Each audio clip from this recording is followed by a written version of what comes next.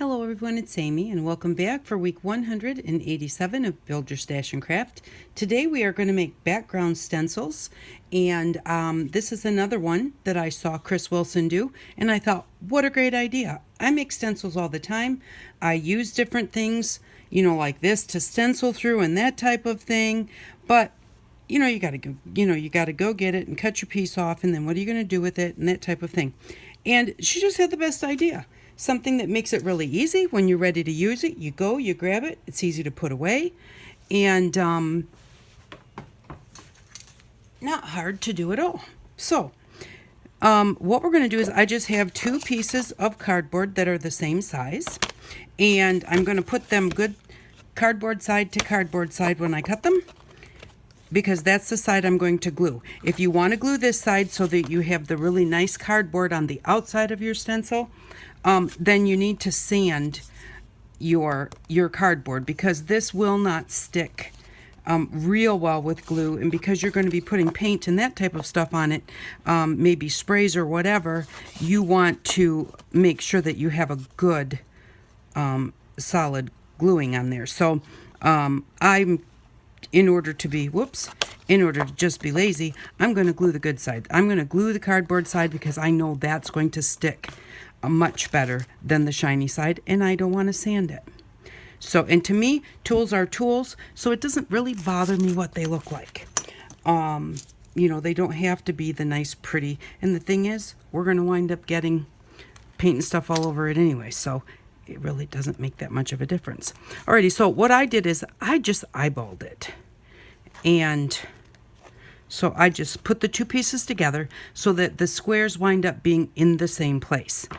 Then you don't have to do a bunch of measuring, and then you still might be off a little bit. So this is about a 1/2 inch right here. And so I am just going to come in about a 1/2 inch from the edge. And I'm just going to cut through both pieces. I'm going to stop about a 1/2 inch from this end. And I'm going to go through a couple of times to make sure it feels like it's through, and it does. So then I'm just going to turn the whole thing around. Come in about a 1/2 inch on this side, and start about a 1/2 inch from that top edge.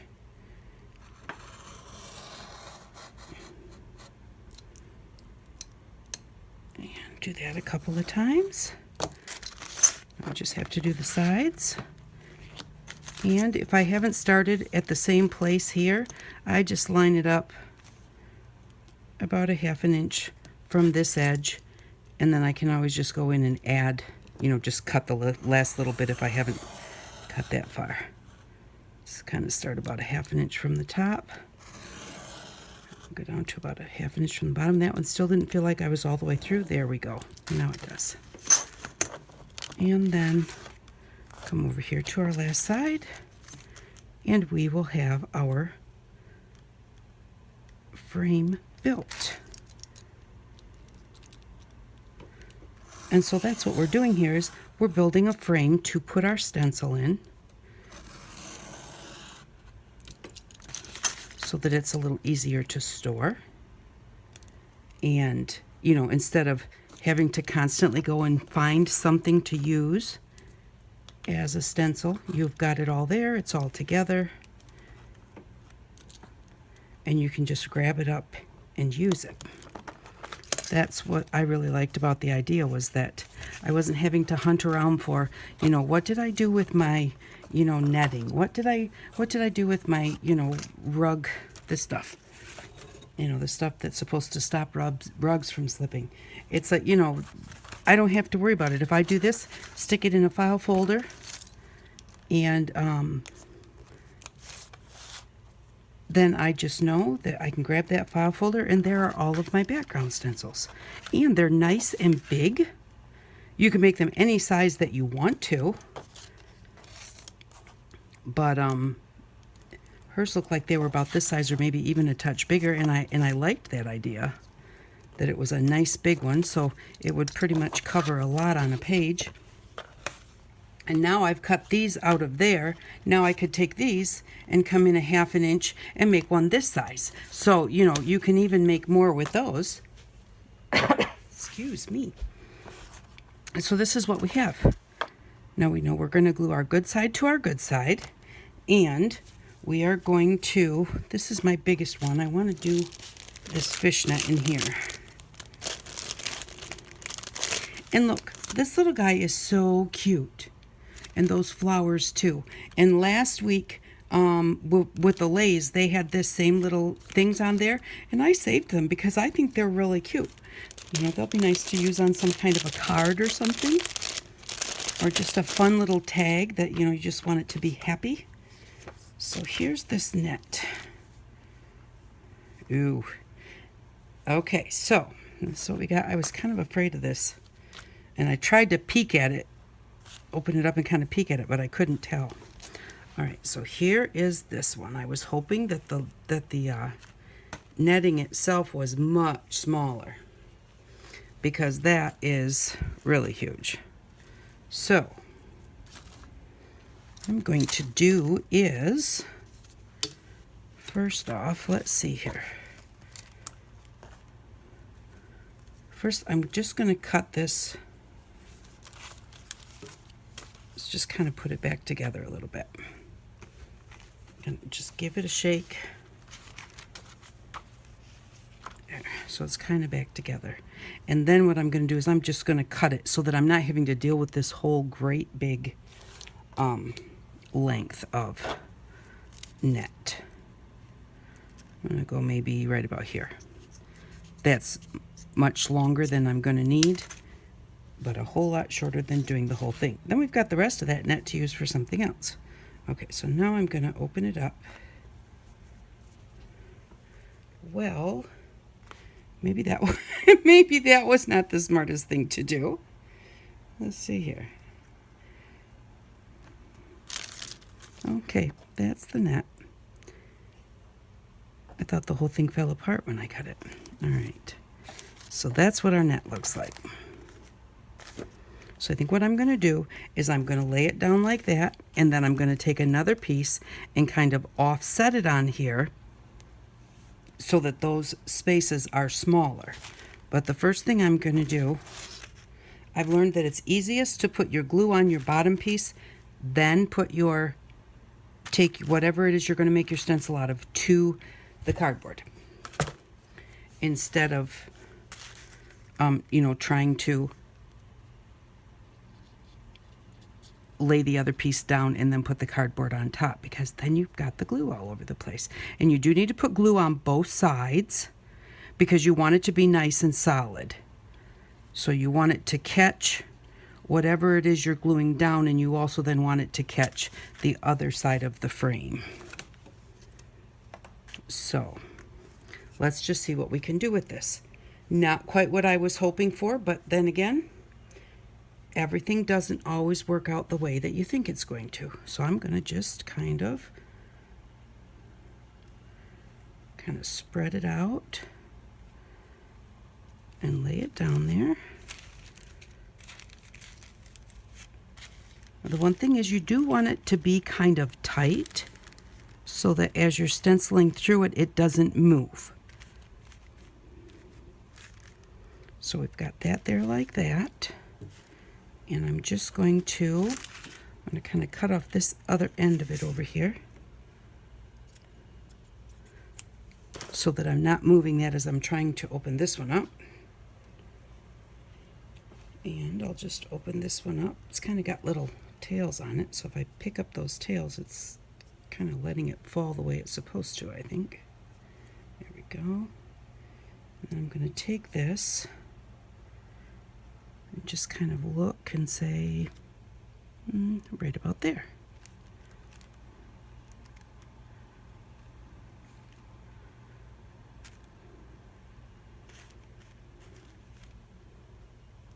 Okay, that's very messy. It doesn't look like a net anymore, at least it doesn't look like a fishing net anymore. But that's okay, because now this is our own stencil. Nobody else is going to have one like it. And, everybody could get a fishing net stencil. Nobody can get one just exactly like this, right?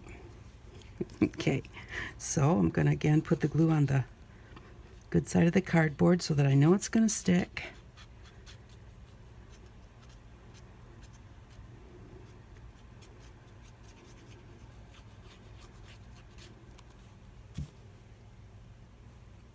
And when I cut them,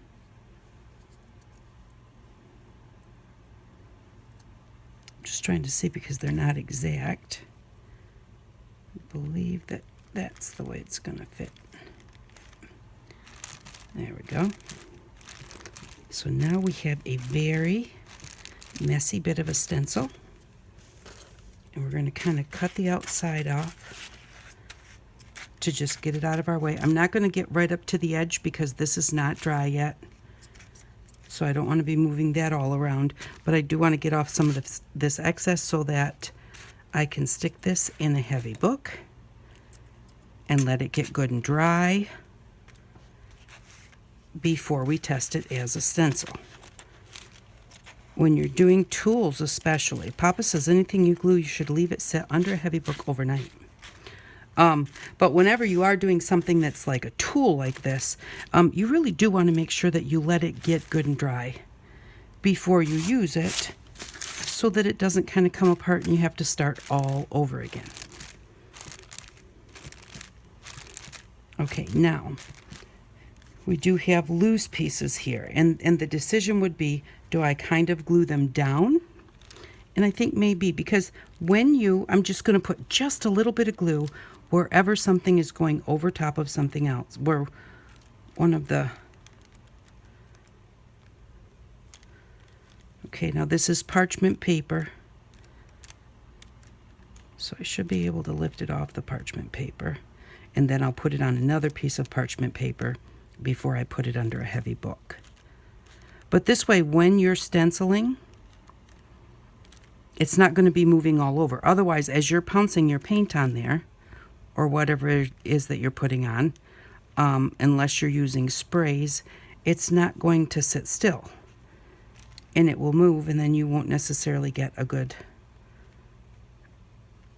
clean stencil lines.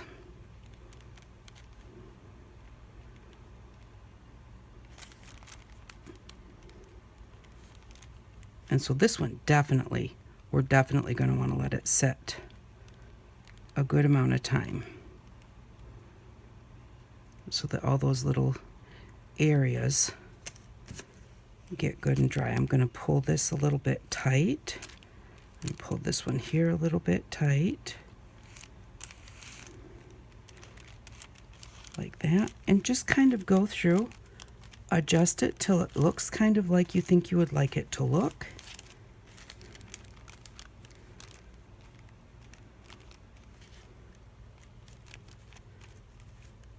And then if you miss a spot that you should have glued down, you can always go back and do it again later and then let it dry. I think we missed one right here.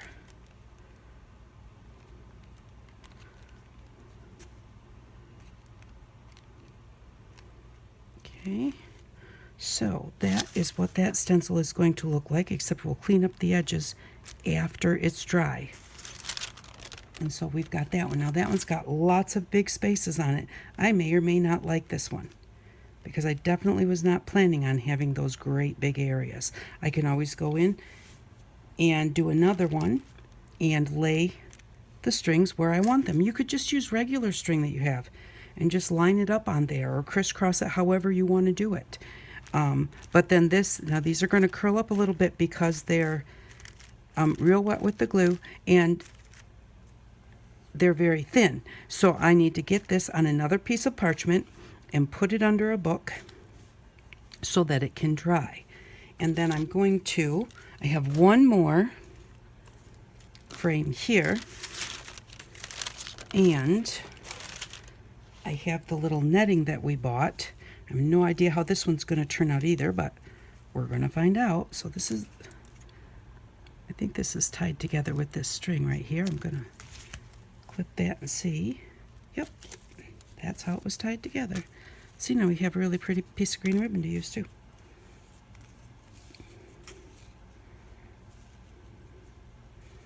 Now this is very crinkly. This would actually be really nice to just use like this and pounce in your paint. But I'm also going to I'm going to leave this 2 layers, I think, because it's very, very thin. And so I think I'm going to leave the 2 layers, stretch them out, and put them on here like this. But in order to make it easier on myself, I definitely can't iron this because it's some kind of a plastic or nylon or something.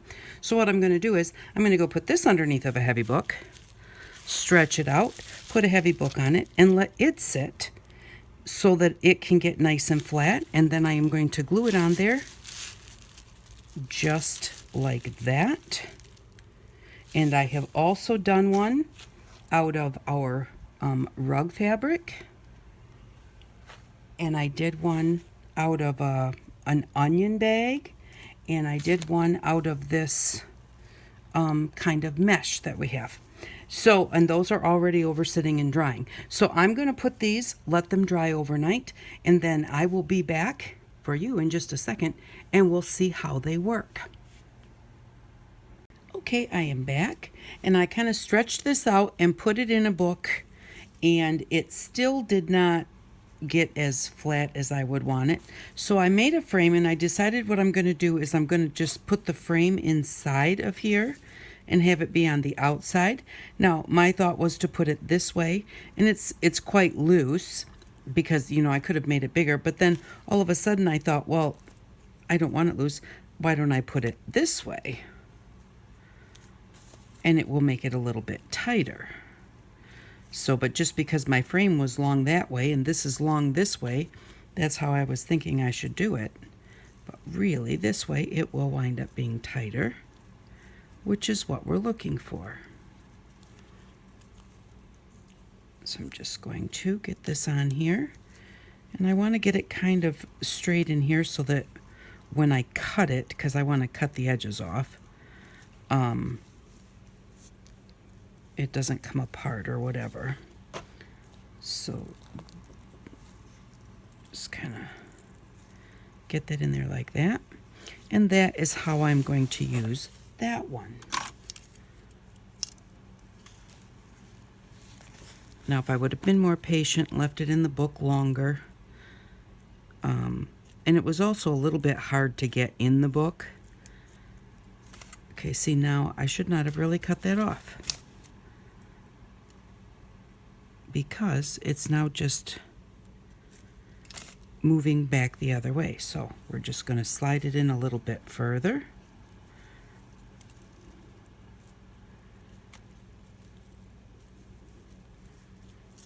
And get it kind of straight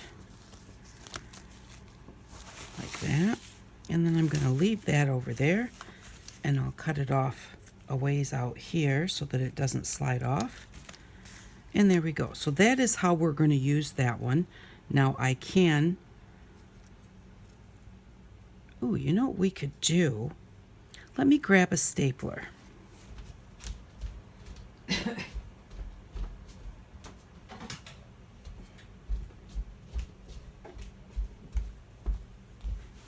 So what we can do is just kind of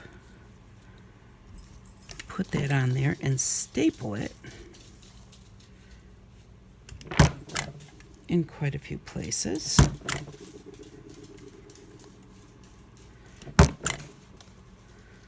That one got very close to the edge.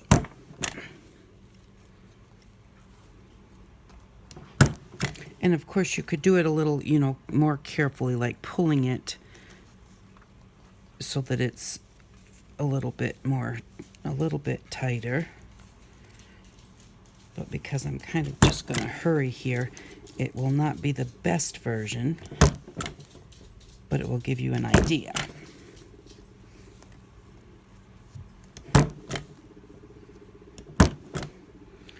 There we go. So that will hold it a little bit tighter. And let me get this stuff out of my way.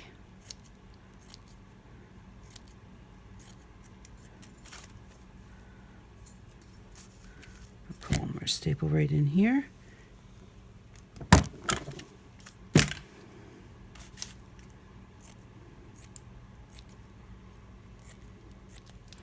There, that'll make it a little bit easier to use. So there we've got that one. And that was just the scrubby, the bathroom scrubby. And then we've got our onion one, and I have already put most everything away because I let everything sit overnight. So my good scissors, my craft scissors for this series are not here. Those scissors don't work well, so we're just, what I'm going to do when I'm all done is I will cut around the edges of all of these so that they're not sticking out like that. But we're going to try them now. We're going to see what they look like. And hopefully we'll get some good ones. Now, when you do stuff like this, they're not always going to, like, all of them work out. So, you know, I've made what? One, maybe 6 or 5 or something. And, you know, maybe 3 of them will be something that I really, really like. And maybe a couple of them I won't. We'll just have to wait and see. Well, we're not going to use that paint because it doesn't want to come out.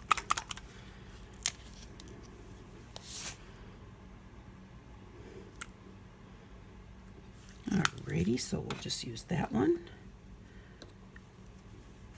And we're going to want our paint to be, whenever you're doing any kind of stenciling, you want to pounce that paint into your sponge, but make sure that you don't have big globs on your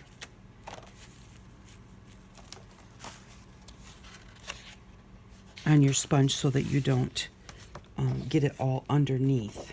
And these are very thin bits here, so if you had a whole bunch, it would just want to squish underneath and then you wouldn't be able to see it. So let's just go ahead and put this here. And I'm just going to do some of it so that we can see what it looks like. But I'm not going to take the time to do the whole thing. But the whole point about this is that what I liked about it was that it's a nice big background stencil that you could use, you know, to do a very large area all at once without having to move your stencil. And I love the fact with this frame around here, it holds it nice and flat.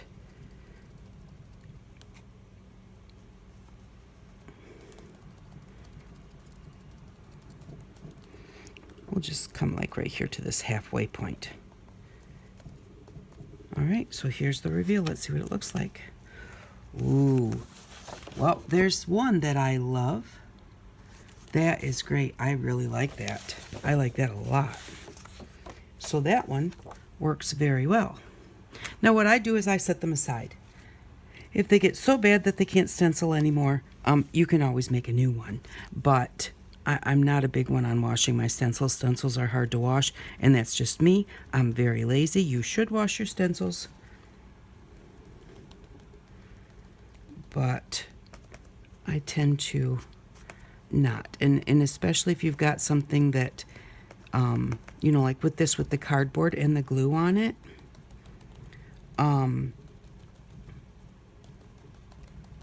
you know, you don't want that cardboard and glue to get wet and then let loose, and then it doesn't work anymore. Now, because I'm doing this super, super fast, I am not getting the paint on my sponge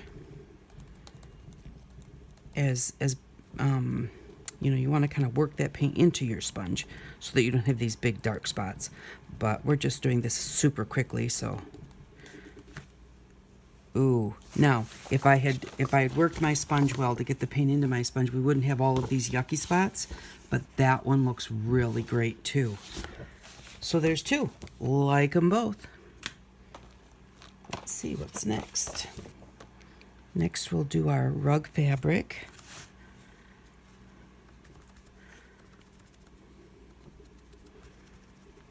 Try and really get that worked in there.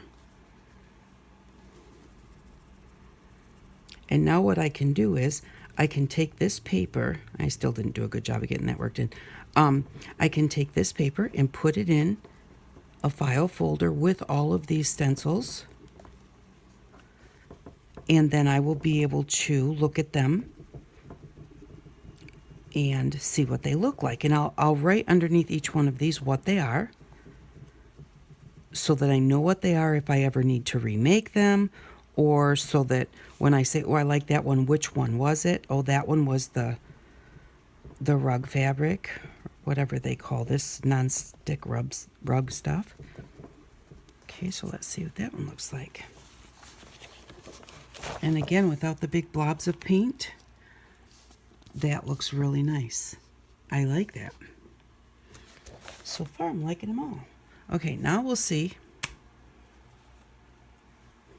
how this one worked.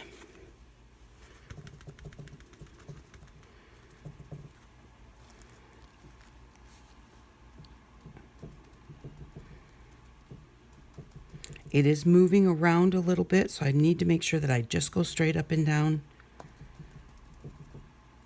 Make sure that I don't rub at all, because by rubbing it, it's moving the stencil, and then that will get paint underneath the spots we're trying not to get paint. Or I should say underneath the stencil, where we're trying to not get the paint. That one looks good too.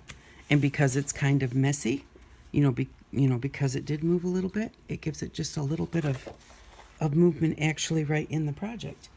And then lastly, we'll see how this one looks. And I'm thinking personally that I'm not going to be happy with. I'm going to do this side because it's got a little bit more string on it. I'm not happy with how much string is on here. I think this one definitely would need a little bit more of the netting on it so that the areas were not as large.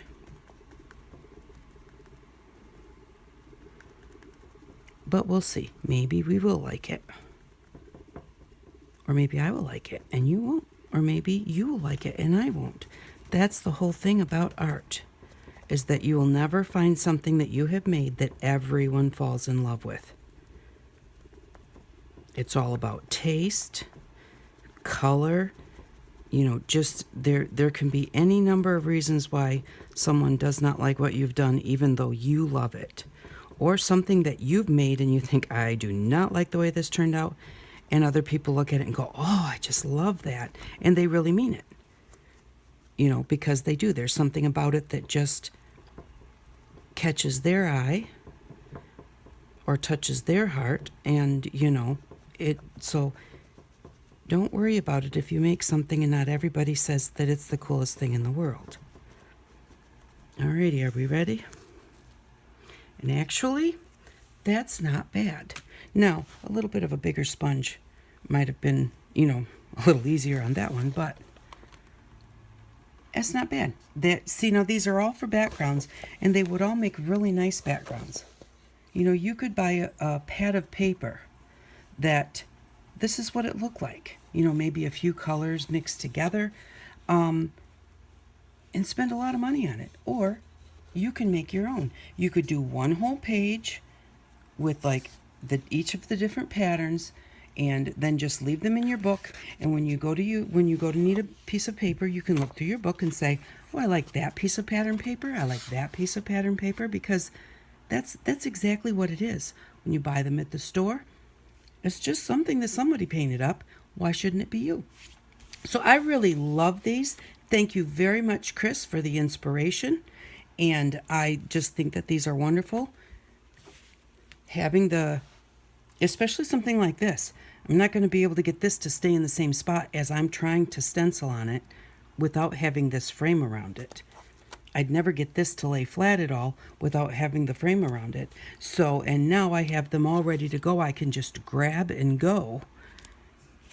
And I know I'm going to get a nice print because the frame holds it in place. So thank you very much for stopping by.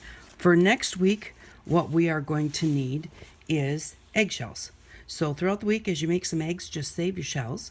And if you want to prepare them ahead of time, what you need to do is after you crack the egg and dump it out, you need to take the shell itself and boil it in some water. And that will take that little inner lining, like when you make a hard-boiled egg and it's got that little lining on it or whatever. I don't know how to say it, but that will take that out, because you don't want to use your eggs with that lining in there. because that lining will eventually let loose of the eggshell, and the eggshell will fall off, and the lining will stay glued to whatever you glued it to. Plus, you need to do that so that they don't, get yucky or stinky or whatever. So if you want to prepare your eggshells ahead of time, just boil them in some water for a while, and then just rub your finger around on the inside and get that lining out of there. And if they break, don't worry about it, because we're going to do some mosaics with them, so it doesn't matter what size they are. You don't have to have like keep them intact. You don't have to be super careful. So eggshells is what we're going to play with next week. That was a recommendation, and I'll find out before next week, hopefully, who suggested that, because I really do appreciate your suggestions and your inspirations from your different channels. Chris told me that she had some videos up, so I went and had a look and found these last week's and this week's video from her channel and got inspired by her. So if you have anything that you'd like me to try, just give me a comment and I will go ahead and try it if I can. Thanks again for watching. I really do appreciate it, and I hope that you all have an outstanding day. Bye-bye.